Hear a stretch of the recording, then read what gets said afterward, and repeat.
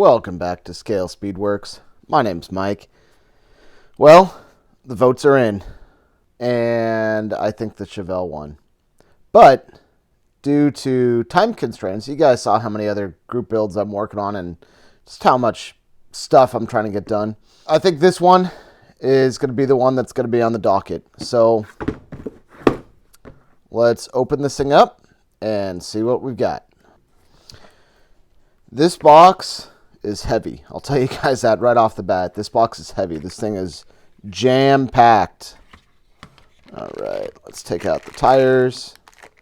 Plenty of reviews on this kit. This is not going to be a review. All right, so first things first. Not the best chassis in the world. Everything is molded in. Detail looks really good though. I really like what they did here. The detail just looks fantastic. So, man, even on here, detail looks nice and crisp. Big question is, will this chassis fit under there? Let's find out. Now, I went looking for one of the GTX Pro Street kits. I couldn't find one. Hopefully, I have one somewhere. I'm pretty sure I do.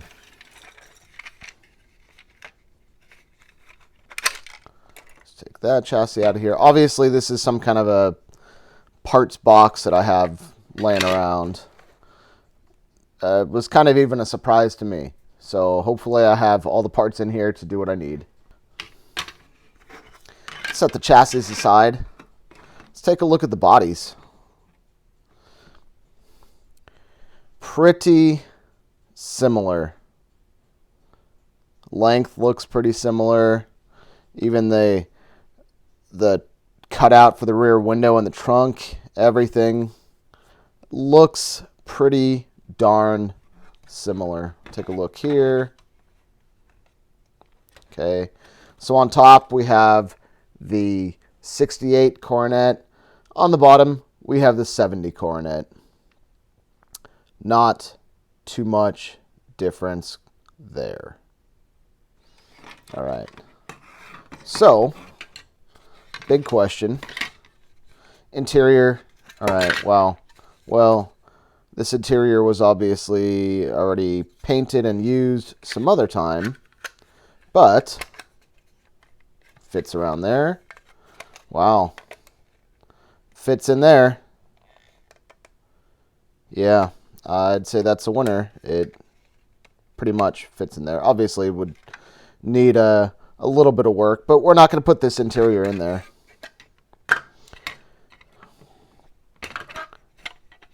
And the chassis.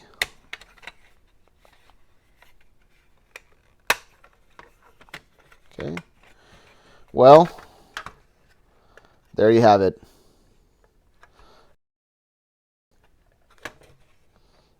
I'd say that's a pretty darn good fit. Let's see what it looks like with this interior in there. Okay, so this one sits. Get that on camera. So it looks like it does sit a little bit higher. Dog hair everywhere. Really like how it sits on the pins in there. Wow. Okay, so it sits nice and low in here, but you can see there's really not a huge hump for the transmission tunnel. So they made that sit nice and shallow, where that one, yeah, you can see the difference there. Pretty deep. Okay.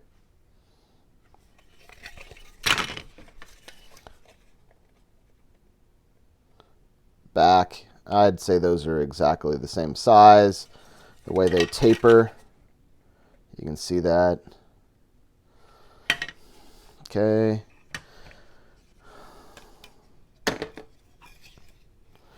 Boy, those interiors.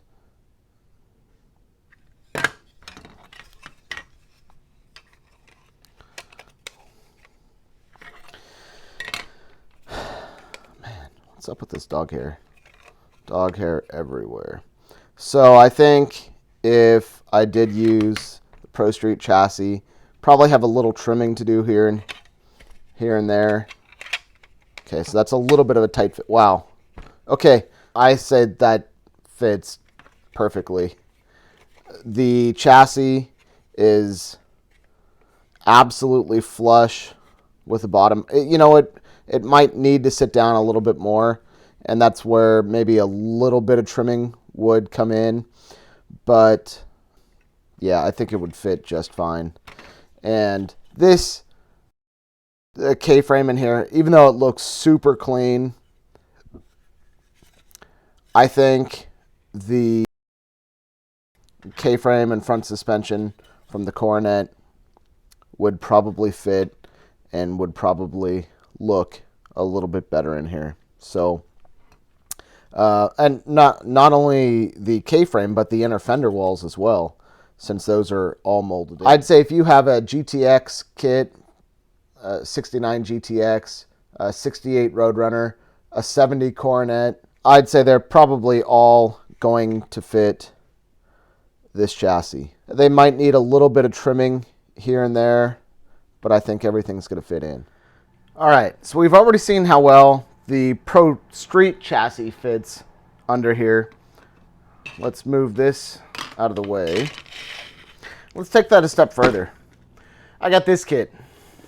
Sorry for the glare. The AMT 69 GTX convertible. Let's take a look. Almost hard to tell which kit is which. They both look pretty darn similar. Again, huge thanks to AMT for bringing this kit back. I think a lot of us are happy to have this one back on the market. Whoops. So let's put that back. Let's move that. Here's the chassis, or the interior pan. Fits. Wow. That fits without issue in there. All right, let's try this. That fits in. All right, I'd say this chassis fits in pretty good. Not perfect, but pretty good. I think it's a little tight back here. And that works better. Pull it forward just a hair. It's a little tight back here. I will have to admit that. But maybe a little sanding. Get this chassis to fit.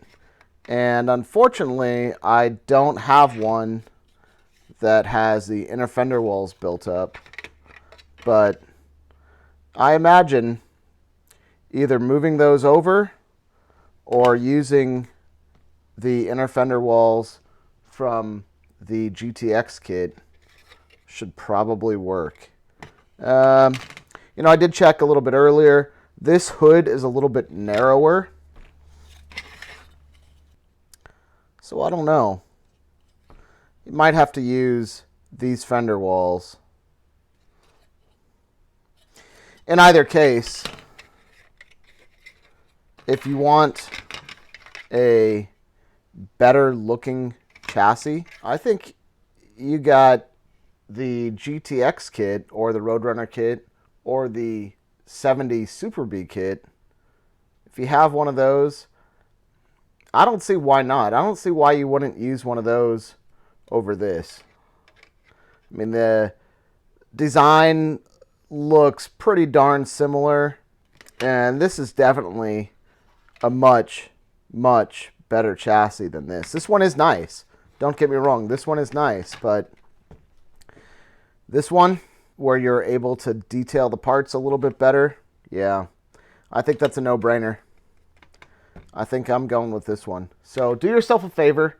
Pick up either the 1968 Roadrunner or the 1969 Plymouth GTX kit, or if you could find one of the 70 Super B kits, and use that chassis, because honestly, I think you're probably going to be a little bit better off. This project is definitely going to be on the back burner. I still have a couple of ideas in mind for it. I'm probably going to be putting a 426 Hemi in here. It's not going to be anything spectacular, but I'm looking for an easy, quick build, and I think this is just going to be a direct swap replacement. So that's what I have for today.